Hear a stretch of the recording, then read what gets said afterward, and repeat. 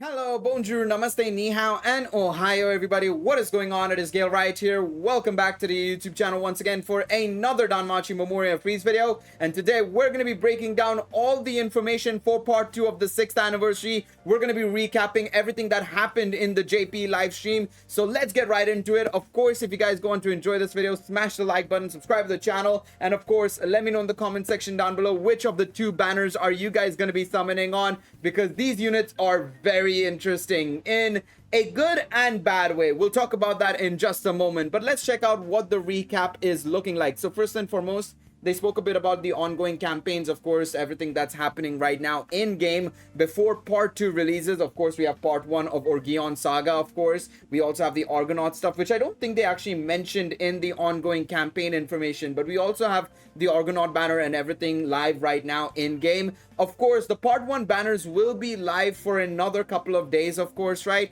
I think they will actually overlap with the part 2 release as well. I think there will be like a 4 to 5 hour gap between part 2 starting and part 1 banners leaving as well. So keep that in mind, that you will have some leeway to summon on the part 1 banners if you haven't already, of course, right?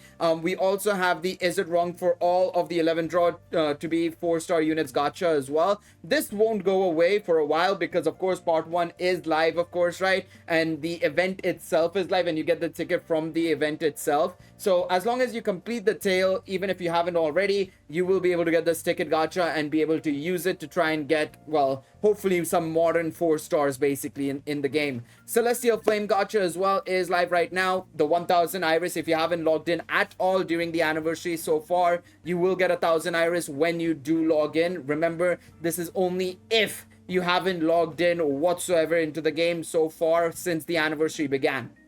Obviously, the part 1 Iris campaign is ongoing right now, but to be quite honest, you probably only have like 3 more days to go. So even if you start right now, the most you might be able to get is about 70 Iris. So, I mean, you've kind of missed the ball here if you haven't already been logging in, of course. The 6th anniversary gacha is ongoing. Argonaut gacha, 500 iris gacha, 100 of course, and then the 400 iris from this. So yeah, obviously all of this is still going on in game right now. Now let's take a look at the Orgion Saga latest information. So this is part 2 of the 6th anniversary, and we are obviously gonna get part 2 of the Great Tale. Now, some interesting things were announced during this live stream in regards to the Orgion Saga, including a scene that wasn't in the light novels, which we'll talk about in just a moment. I wonder if they've actually shown it in here. We'll see in a moment. But if you clear all the quests from the Great Tale, you will get 400 iris, so that's really, really handy. I will also be live streaming my reaction to the story this Friday or Saturday, one of the two. So of course, if you are interested in watching the story alongside me or reading the story alongside me, feel free to hop into that live stream, of course. But yes, we are getting a brand new 4-star Mia. Finally, 6 years of this game being live and we didn't have a 4-star Mia, but we're finally getting one. So 4-star Mia is coming to the game. That means the only other 4-star that we don't have a unit for that has a 3-star or 2-star is Goibinu, if I'm not mistaken. I'm pretty sure Goibinu is the only other 3-star / 2-star that hasn't gotten a 4-star yet. Of course, if you're wondering what about Mord, Mord has a free-to-play unit, so technically he doesn't count. But we also have a dark Tiona, not magic Tiona. Unfortunately, she's not magic. We'll come on to the units in just a moment. We also have an Earth Tione, and finally we have an assist Garrett. So of course, these are the banners. Of course, you have Tione and Garrett. Obviously, since Tiona and Mia are on the other banner, one of those two will come over to this banner, and on the other side you have Mia and Tiona, and of course Garrett. Garrett is a guaranteed unit for this banner because he's the assist of this banner, the 1% assist rate, or 2% technically because double gacha rates, remember that we have double gacha rates here, is going to be Garrett. Garrett, Mia, Tiona, and then this banner is Tione, Garrett, and maybe either Tiona or Mia, basically. Now, one thing I wanted to point out before we talk about the units themselves and go into more details is I want to revert back to the story for a little bit.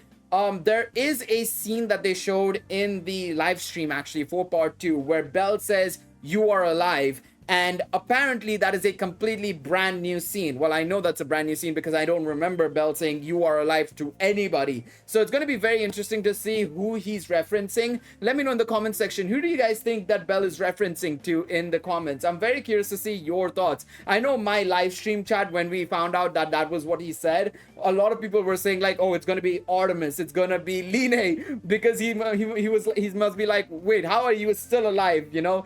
I'm curious to see what you guys think in terms of what Bell is probably, or who Bell is referring to when he says "you are alive."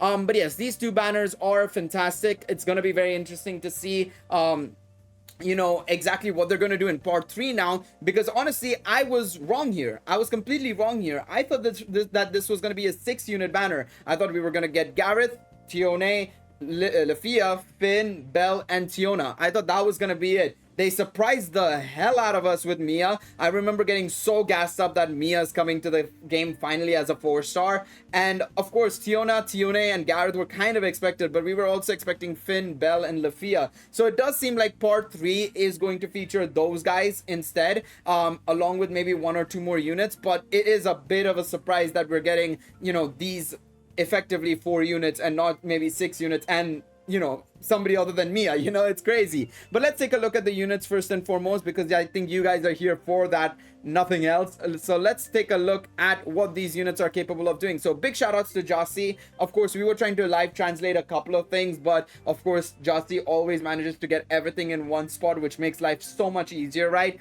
So first and foremost, let's take a look at Tiona. So Tiona's stats are as above. So 2200 STR nearly, 841 endurance, 1030 dexterity, 899 agility.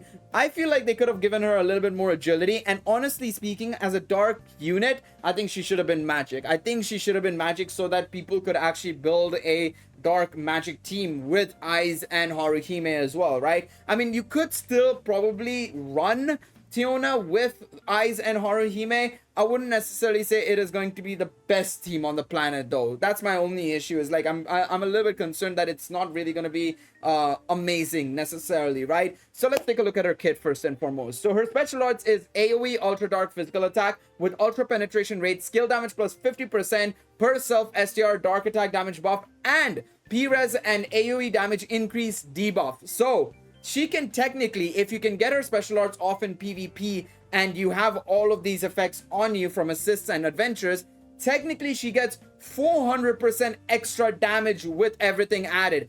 That is insane. In PvE, however, you will see that being a 200% damage increase, because it's very unlikely that you will get a P-Res debuff or an increased AoE damage debuff, to be quite honest. But otherwise, you will get a 400% damage boost in PvP. That being said, though, I would say expect 200% just to be on the safer side. But still, very, very good. Very good nonetheless. 200% is so good. Also, along with that, she also inflicts foes, removes status buffs, and inflicts slow. Very nice additional effect, effectively.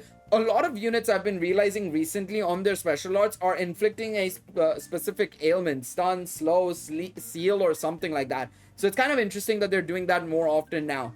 Her first skill, 115 MP, is an AoE Super Dark Physical Attack with Ultra and Counter Raid, and removes Fire, Thunder, Dark Res, and adds 3 additional actions of High Dark Physical Attack on foes with Ultra Penetration Rate, skill damage plus 40% per self STR Dark Attack damage buff, and P-Res and added AoE damage debuff, and self remove status debuffs. Now, on the additional action, on the first turn, you will get around 320% technically.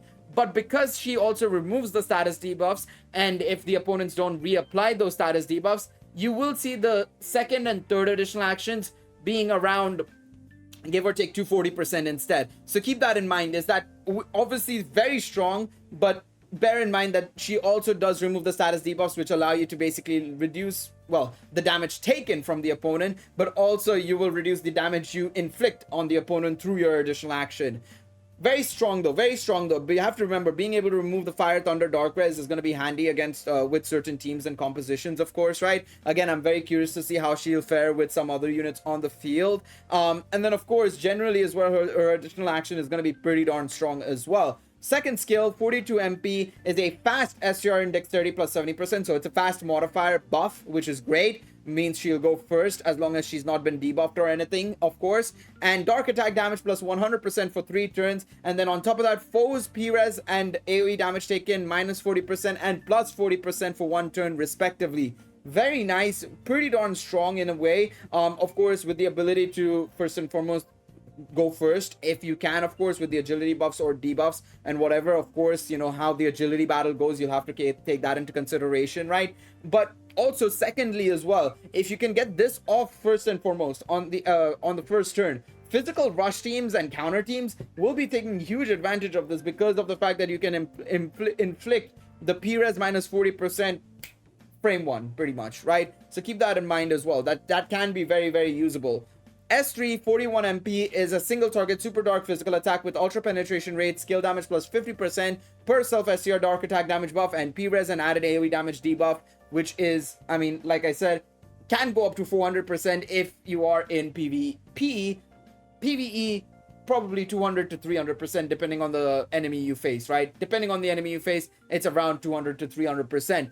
I think this Tiona is pretty solid. I wouldn't say she's revolutionary. Again, I feel like she's one of those units where we need to see her in action to be able to judge her better. And of course, use her in certain compositions. Because I have some ideas on where maybe she can be placed. But I feel like we need to have a look at it in terms of actual play, you know. Of course, this week we do have war games, if I'm not mistaken, so again will help out tremendously to test out units like this Tiona. But yeah, her passives are 45% light res and counters, and regular attacks are dark physical attack, 40% STR endurance dexterity, 8% HP MP regen per turn, and 25% damage on crit and pen. Very solid overall, very solid. Now we move on to Tione, and Tione is a very interesting unit in my personal opinion. So if you take a look at her skills, right? SA is a single target ultra earth magic attack with ultra penetration rate and temporary grade magic boost, and MRes minus 60% and SD damage taken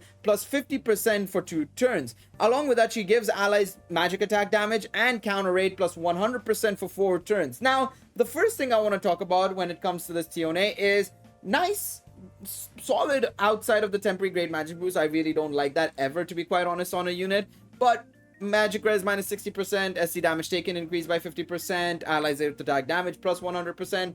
That's all well and good. The only issue is, if we take a look at the options for earth magic single target in the last, I don't know, year and a half, shall we say, the only unit that comes to mind is the Xenos Reverse Lefia. Outside of that, we don't have that many options for earth magic single target units. So it becomes a question of why though? Why do Tione? Now I know you want to try and build it up and everything, but I feel like the build up for an anniversary unit like this should have been done beforehand, you know. I think it would have been way better if we had gone for physical with this Tione. I don't know why they went magic. In fact, I think what they should have done, flip the elements or flip the typings, I should say, for Tiona and Tione. Tiona, dark magic attack. Tione, earth physical attack. I think that would have been the way to go. Again, it's a bit of an error on their part, in my personal opinion, on how they played this. I think a earth physical single target unit is a little bit of a better option because you have units like Lazar, you have units like, for example, Otarl as well, Hero Festa Otarl, who we know is a very, very capable unit as well, right? I feel like earth physical just has a couple of more options compared to earth magic, in my personal opinion, at least in terms of generally the performances. Also, 3rd anniversary Otarl, his rerun and his buff was solid as well. Earth magic just simply doesn't have the rostrum for you know, running a single target magic team. Honestly, I don't feel that way, at least. So a little bit of an L there, in my personal opinion, but otherwise, you know, the buffs and everything is solid. Debuffs and buffs are nice-ish. I feel like her single first skill, I was gonna say first single target, that's why I was struggling so much. I don't know why I was wanting to say single target. First skill is 95 MP, self magic counter rate 100% for 4 turns, and allies dexterity earth attack damage plus 60% for 4 turns, and adds 4 additional actions of single target high earth magic attack with ultra critical rate, and removes P-res and M-res buffs. Now, First things first, very nice buffs overall. Again, allies being 60% is way better than Riveria's 40%. I feel like that automatically makes her a little bit better there, to be quite honest. And also on top of that, the additional attack removing P-Res and M-Res buffs.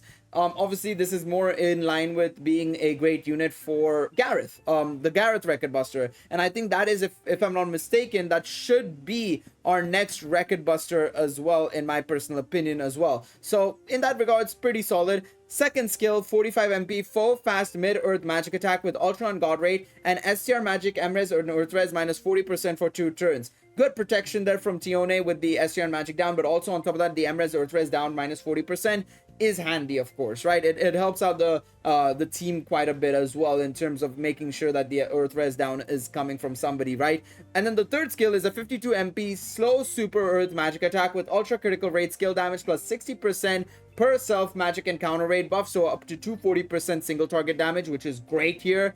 Very good, very, very good damage here you'll see from her. And foe extend status debuffs by 2 turns. Again, the main issue with this Tione is realistically the issue of being an Earth type rather than an Earth magic unit more so than anything else. You could do Earth Strength or Earth Physical, or you could have done Dark Magic, and I think a lot more people would be fine with it because of recent units that have come out and stuff like that.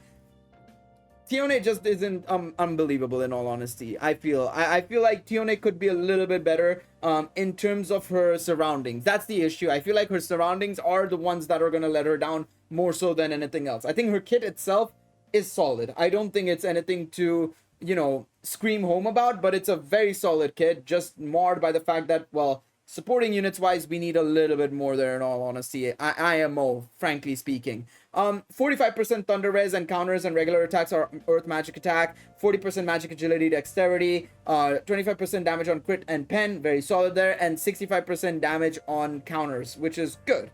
Absolutely good. All right, so let's take a look at Mia. Now, Mia, for me, is probably the most interesting unit here for me personally. So first and foremost, 2,200 strength, 1,000 endurance, and I'm actually gonna check this. I want to actually check this right now. I want to go and see if I can check it in my okay, I can't do it in the album. I want to check my party list if possible, or my endurance based list. So descending order, the highest endurance unit I have right now at +5 is Otarl. He has 1,123 at +4, sorry, +4. +5, he'll probably be a little bit higher. And I want to actually check this out in the album. I want to check Otarl and Astreus, because those are the stall units that we got very recently, right? The major stall units, of course, right? So I want to check Otarl first and foremost. So let's put him up to +5 max hero ascension. It is 1,085 endurance. I assume with that CP levels that I obviously have, and it's not in the album, it'll be around 1,200 endurance. Obviously, Mia, this is obviously +5 max hero ascension, no CP, I assume. This should be around 1,100, 1,115 or something, give or take around there, basically, right? Now, I want to take a look at Astreus. Where is my boy Astreus? Where is Bullboy? Okay, Bullboy at +5 max hero ascension is 1,116 endurance. So Hero Festas, the Hero Festa stall units have about 100 endurance more. But I still think that this Mia is going to be very interesting as well because of what she can do on her kit. So her special arts is a foe's ultra earth physical attack with ultra on god rate and temporary great strength boost, and P-Res minus 60% and AoE damage taken plus 50% for 4 turns, so solid there. And self 50% MP heal and adds 4 additional actions of foe's high earth physical attack with ultra on god rate and 40% HP steal and shorten status buffs by 4 turns, and allies 40% of max HP barrier and 40% HP regen for 4 turns. So let's break it down first and foremost, right? So the P-Res and AoE damage taken increase is very nice. Very similar to Tione's ability, just the opposite basically, right? Instead of M-Res and ST damage, it's P-Res and AoE damage. So kind of handy, especially if you're taking her into PvE stages and you want to use her as a sacrificial unit.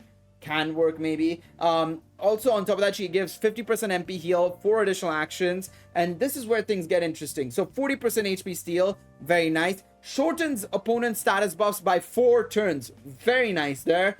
And then being the first unit to give allies 40% of max HP barrier. The first unit to give an ally's HP barrier. Now, you might be saying that, okay, this is on the special arts only. Well, we'll come on to the first skill in a moment then. 40% HP regen for 4 turns, fantastic. But that's very, very key, the ally's HP barrier.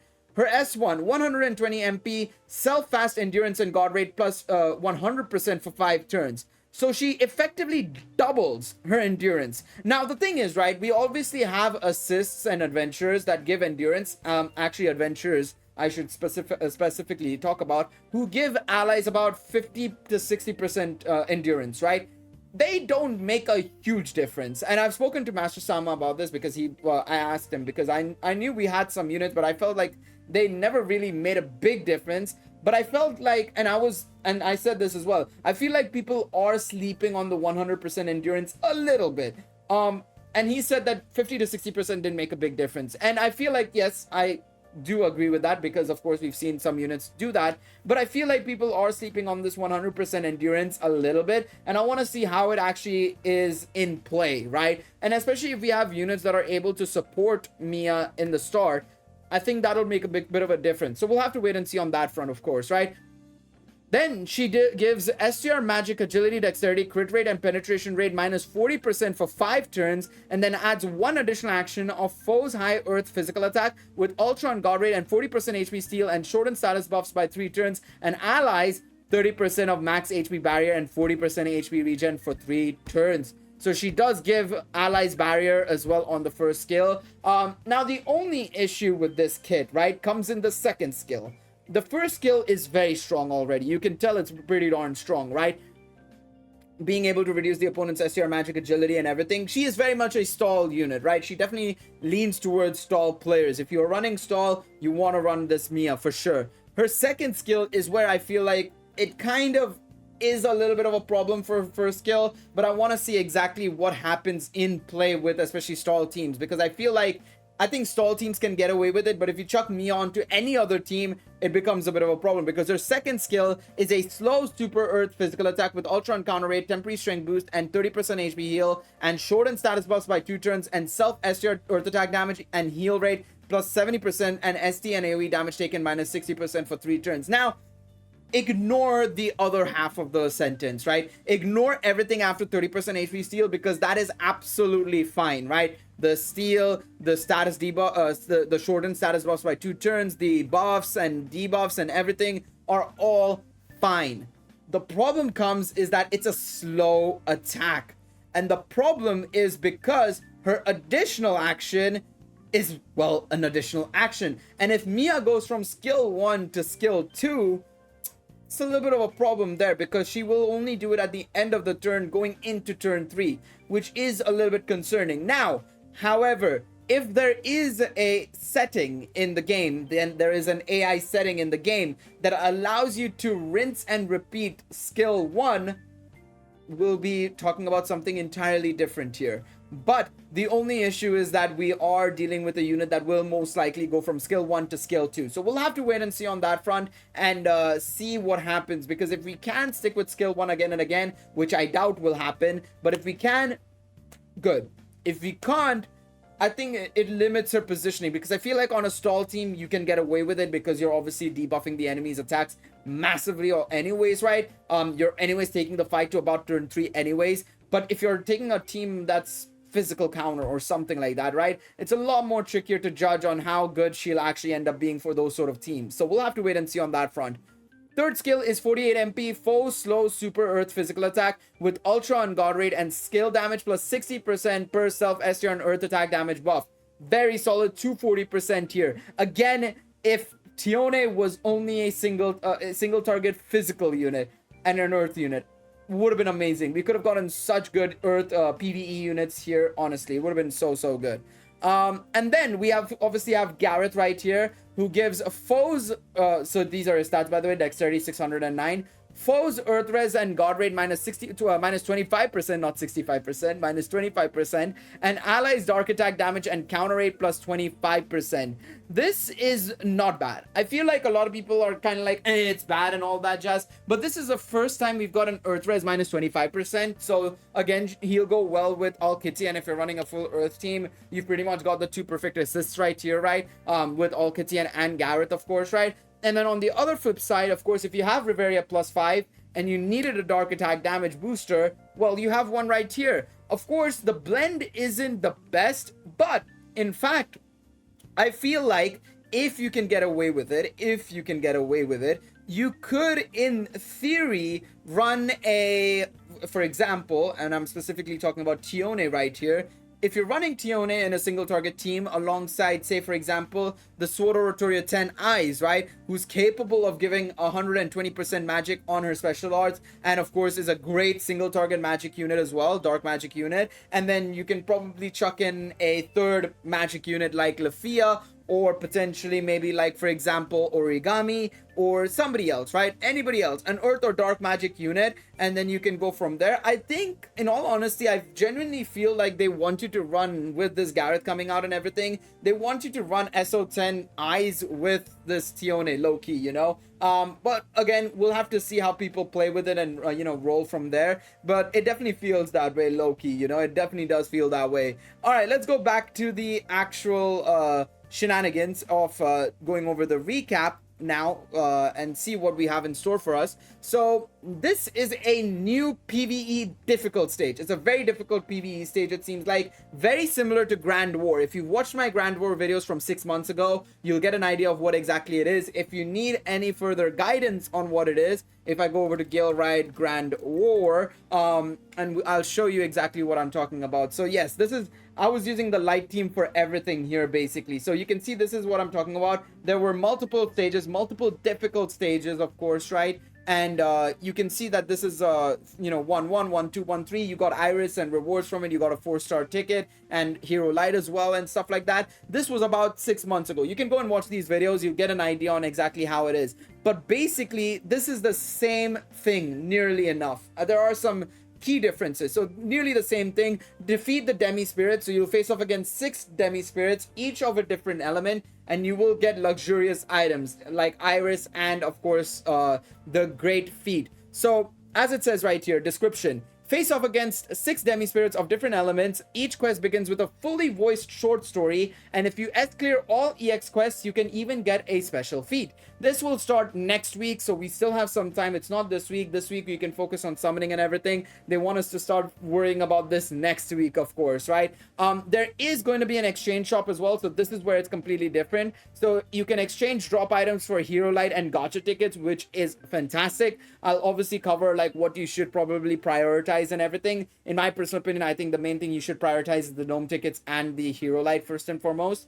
And then on top of that, for first clear rewards, you will get up to 300 Iris. So there's normal, hard, very hard, and EX. What I'm gonna do is on in a video when I do it, you guys can let me know if you want me to do it in a different way or something. But if you guys want me to make a video on it, well, I'm gonna make a video on it anyways. But if you guys want me to do it in a specific way, let me know in the comment section down below. What I'm thinking of doing is I'm gonna obviously make it separated into each element. So dark, thunder, fire will be its own elements basically, and videos itself. And I'll do like normal, hard, very hard, EX. One by one, I'll go increasing in difficulty.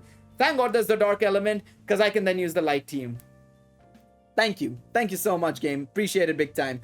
Is there anything else that was mentioned? Let me just check if yeah, no, nothing's been mentioned here. One thing I want to double check though, because, you know, obviously if it's like, for example, 7th zone, right? Because 7th zone obviously has the typing as the main thing. So dark zone is shown as the dark zone, right? And it's a dark element background. I wonder if it's something, it might be actually similar to that. So you'll want to take the light team for that.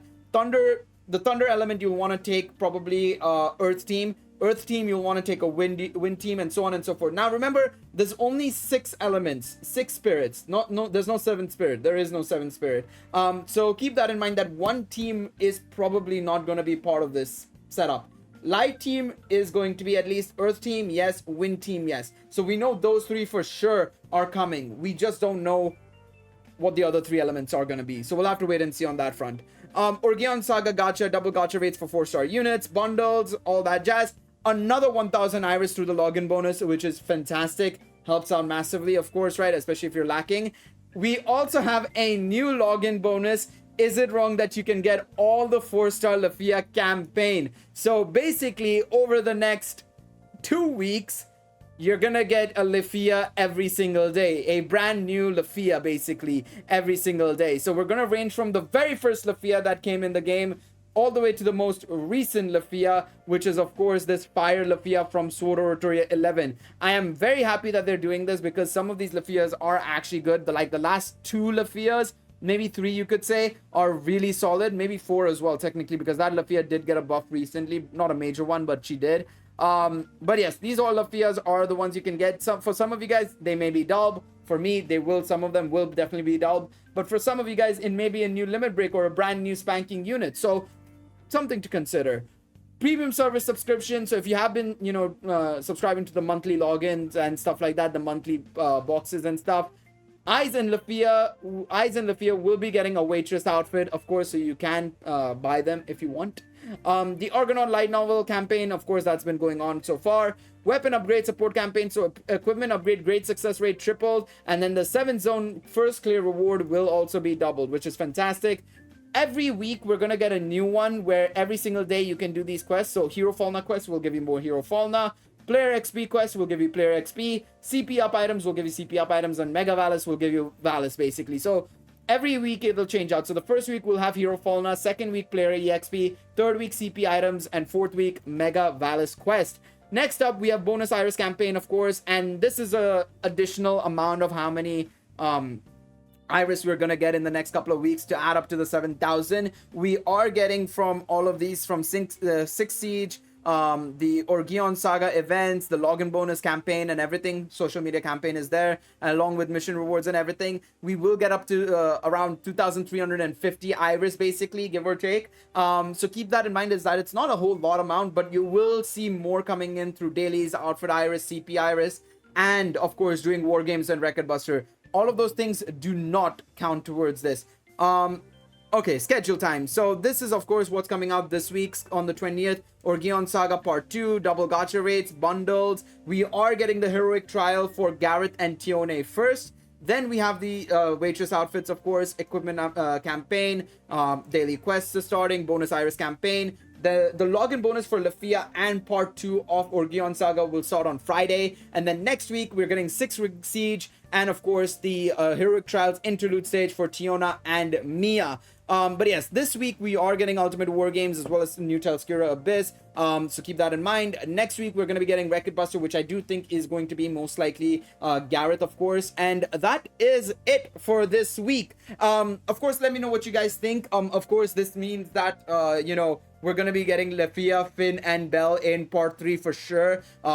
Doesn't seem to be any other way. I am surprised pleasantly, or arguably not so pleasantly, depending on how you look at it, that we are getting another set of banners in Part 3 and not a Hero Festa, it seems like. Or at least right now we don't know if it's going to be a Hero Festa or not. We'll have to wait and see. It's very possible that they could do one Hero Festa banner and then the second banner is just a 2-unit banner. Who knows? A regular time limited 2-unit banner. Who knows? Or I'm just gonna put it out there, double Hero Festa banners. Dual, like, you know how Dokkan does dual Dokkan Fests? Something similar to that. Let me know what you guys would think about that. I'm curious to see in the comment section down below. Thank you guys so much for watching this video. Please be sure to leave a like down below, subscribe to the channel, and I will see you guys in the next one. Take it easy, everybody. Bye-bye.